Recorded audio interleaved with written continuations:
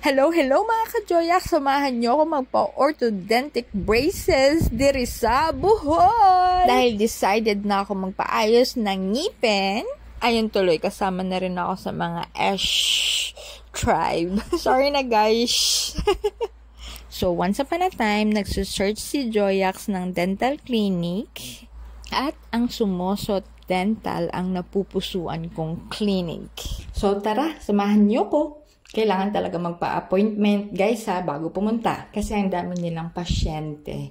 They are open every day, Mondays to Fridays, pero na lang sa major holidays. O, diba? Supportive ang buong family. Lahat sila kasama.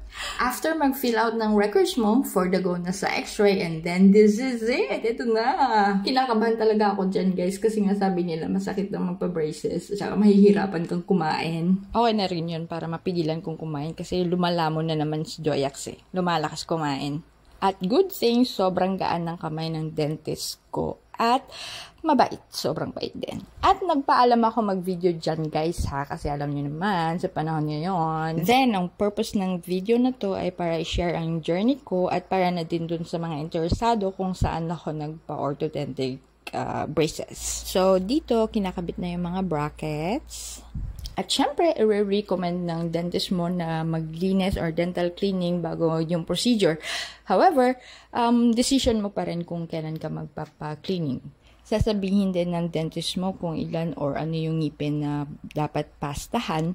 But again, decision mo yun kung kailan mo siya ipapagawa. So, ayun, for the braces itself, madali lang or mabilis lang siyang matapos. Pero guys, alam nyo ba, may nalaman ako sa ngipin ko. Kulang yung ngipin ko sa harap. As in, dinouble check pa nga ng dentist ko yung x-ray ko Kasi normally, dapat yung upper teeth mo ay 6 na piraso. Sa akin, 5 lang. At wala talagang teeth na nakita sa x-ray. Sabi ko na nga ba, hindi ako papasam na maging vampira Balik tayo sa wiring, guys.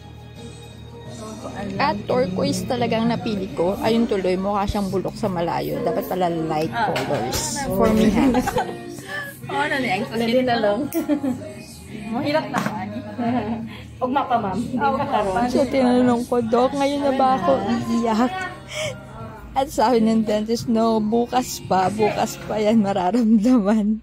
At tama nga siya, kinabukasan ko na naramdaman yung pain. Yung kakagatin mo lang yung lips mo para malawayan or basain, ang sakit sa ngipin.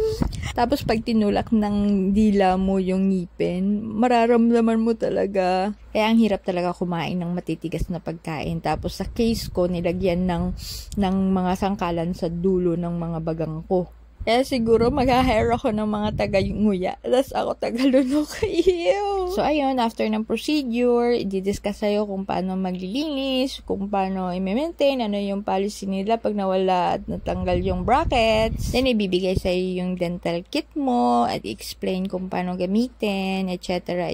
And then, payment. So, yung price is 40,000 pesos. So, kung magbabayaran mo through cash, one time, may discount kang 5,000. So, 35,000 lang babayaran mo. So, ang installment ang ginawa ko. So, nagbayad ako ng 10,000 down payment and then 1,000 para sa panoramic x-ray. So, 11,000 in total ang binayad ko sa araw na yon. At ito na nga, ako guys, na rin ang salita ko. Nahirap ako magsalita. Akala ko dati, pabebe lang or sinasadya na magiging ganito yung way ng pagsasalita mo. Pero hirap talaga magsalita at mag-pronounce ng letter S. Mag-abot yung bites ko. Look at that. Sa pagkakain, hindi siya at tatapusin ko na, guys. Thank you for watching. Thank you Sumosot Dental sa Bohol. And pa-subscribe na rin, please. Thank you. Mwah!